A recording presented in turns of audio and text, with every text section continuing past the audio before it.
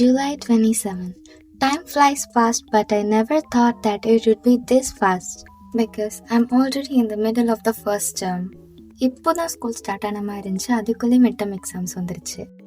I hope I'll just do well in my exams, but only time can tell because our life is filled with a lot of ups and downs. They say no one is stressed more than a person who once was a topper but now failing.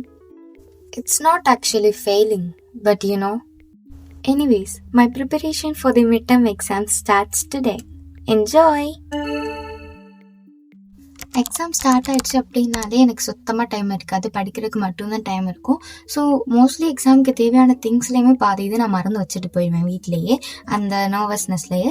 So அதனால் exam start ஆகிறதுக்கு ஒரு 2 நாளுக்கு முன்னாடி வந்து எனக்கு தேவையான steps எல்லாம் எடுத்து வச்சுக்கிட்டேன். அண்ட் ஆல்சோ ஒரு டைம் டேபிள் வந்துட்டு ஒரு ஸ்டிக்கி நோட்டில் ப்ரிப்பேர் பண்ணி என்னோடய டெஸ்க்குக்கு நான் அடிக்கடி பார்க்குற ஒரு இடத்துல வந்து பேஸ்ட் பண்ணி வச்சுட்டேன். எனக்கு இந்த ஹேபிட் சின்ன வயசுலேருந்தே இருக்குது.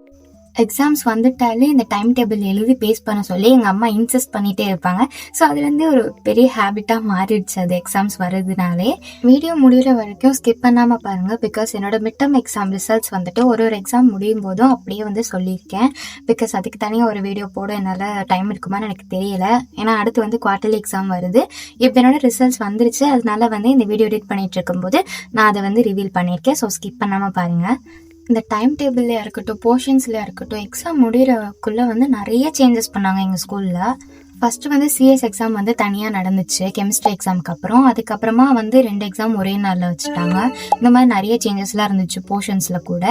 அதுக்கப்புறம் வந்து நெக்ஸ்ட் டே சண்டே இந்த மாதிரி எக்ஸாம்ஸ்க்கு முன்னாடி படிக்கிறதுக்காக லீவ் வரதுல எப்போவாச்சும் ஒரு வாட்டி தான் வரும். அது வந்து இந்த தடவை வந்திருக்கு. நான் மார்னிங் கொஞ்சம் நேரம் ஃபிசிக்ஸ் வந்து டெரஸில் உட்காந்து படிச்சுட்டு இருந்தேன். அதுக்கப்புறமா நான் கீழே வந்துட்டு படிக்க ஸ்டார்ட் பண்ணிட்டேன்.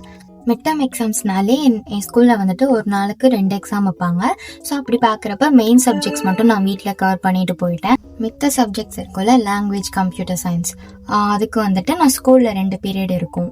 ஸோ அந்த பீரியட்ஸில் தான் வந்து நான் ப்ரிப்பேர் பண்ணேன். ஸோ இதுக்காண்டி தான் வந்து லாஸ்ட் மினிட்ல படிக்கவே கூடாது. இதுக்கு முன்னாடி படித்து வச்சுட்டிங்கன்னா இந்த மாதிரி வந்து கொஞ்சம் கிடைக்கிற பீரியட்ஸில் வந்து படிச்சுக்கலாம் எக்ஸாமுக்கு முன்னாடி. To be very very honest, நான் வந்து எதுவுமே லாஸ்ட் மினிட்ல படிக்கவே இல்லை. படித்தது மட்டும்தான் ரிவைஸ் பண்ணிட்டு போயிருந்தேன். அண்ட் அது முக்கியமாக வந்துட்டு லீவ்லேயே நான் நிறையா போர்ஷன்ஸ் கவர் பண்ணி வச்சுருந்தேன். ஸோ அதெல்லாம் தான் வந்து நான் ரிவைஸ் பண்ணி திருப்பி எக்ஸாமுக்கு. ஸோ நைட்டு கொஞ்சம் நேரம் படிச்சுட்டு இருந்தேன், டைம் வேஸ்ட் பண்ணக்கூடாதுன்னு எங்கள் அம்மாவும் வந்து ஊட்டி விட்டுட்டு இருந்தாங்க. ஸோ ஃபர்ஸ்ட் எனக்கு ஃபிசிக்ஸ் அண்ட் தமிழ் எக்ஸாம் நடந்துச்சு. தமிழில் வந்து 92 மார்க் வாங்கியிருக்கேன். ஃபிசிக்ஸில் வந்து 88 மார்க்ஸ் வந்து நான் ஸ்கோர் பண்ணேன்.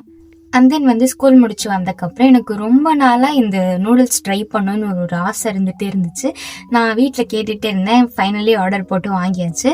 அது வந்து கேட்டது பெரிய தப்புன்னு தான் நினைக்கிறேன், பிகாஸ் ரொம்ப ரொம்ப மோசமான டேஸ்ட்டில் இருந்துச்சு.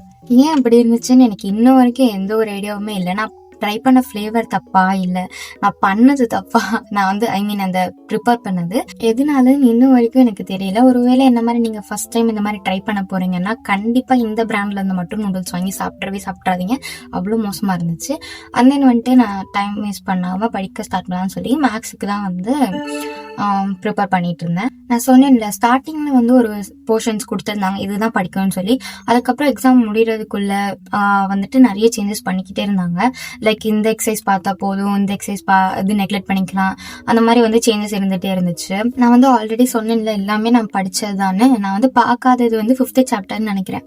ஸோ அந்த சாப்டர் மட்டும்தான் நான் வீட்டில் கான்சென்ட்ரேட் பண்ணி பார்த்துட்டு போயிருந்தேன். அப்புறம் 2nd சாப்டரில் கொஞ்சம் பார்க்காதது இருந்துச்சு. ஸோ அது பார்த்துட்டேன். அதுக்கப்புறம் ஸ்கூலில் போய் இருந்த டைமில் வந்து மிச்சது எக்ஸசைசஸ் சாப்டர்ஸ் எல்லாமே ரிவைஸ் பண்ணிட்டேன். எக்ஸாம்பிள் சம்ஸுமே வந்து ரொம்ப இம்பார்ட்டண்ட்டாக ஸ்பெசிஃபிக்காக சில சம்ஸ்லாம் மட்டும்தான் பார்த்துட்டு போயிருந்தேன். ஸோ அப்படி பார்த்து என்னோட மார்க் என்னது அப்படின்னா 82 out of 100. அண்ட் தென் இங்கிலீஷில் வந்து சொல்லவே தேவையில்லை, டைம் இருந்தாலே நான் படிக்க மாட்டேன். இந்த தடவை டைமே இல்லை, அந்த 2 பீரியடில் தான் வந்து நான் படிக்கவே செஞ்சேன். அப்படி படித்து என்னோட மார்க் வந்துட்டு 86 out of 100. நைட்டும் வந்து ஒரு 12 o'clock வரைக்கும் படித்தேன். அதுக்கப்புறம் மார்னிங் சீக்கிரமாக வந்துருச்சு. நான் மேக்ஸ் தான் வந்து ஒர்க் அவுட் பண்ணி பார்த்தேன். நான் வந்து இங்கிலீஷ் வந்து சுத்தமாக பார்க்கல, ஸ்கூலில் போய் பார்த்துக்கலான்னு விட்டுட்டேன். அதுக்கப்புறமா எக்ஸாம் முடிஞ்சக்கப்புறம் வந்து நான் வீட்டுக்கு வந்தேன். அப்போ வந்து என்னோட கசின் வீட்டில் இருந்தேன். ஸோ அங்கேருந்து கொஞ்ச நேரம் டைம் ஸ்பெண்ட் பண்ணிட்டு படிச்சுட்டு அதுக்கப்புறம் வீட்டுக்கு வந்தேன். இந்த புக்கு வந்து என்னோட ஸ்கூலில் வந்து நாங்கள் ஆர்டர் பண்ணி வாங்கியிருந்தோம்.